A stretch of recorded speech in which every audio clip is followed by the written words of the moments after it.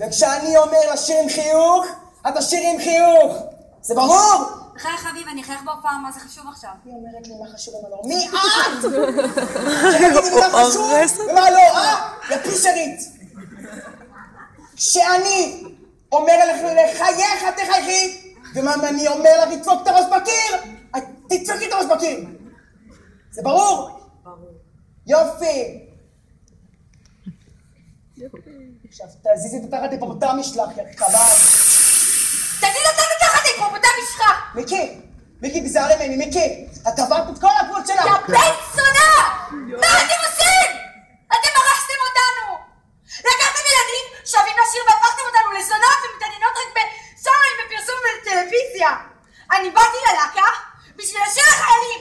לא באתי לקדם את הקריירה שלך ולא אכפת לי כל מלחמות הגנרלים האלה.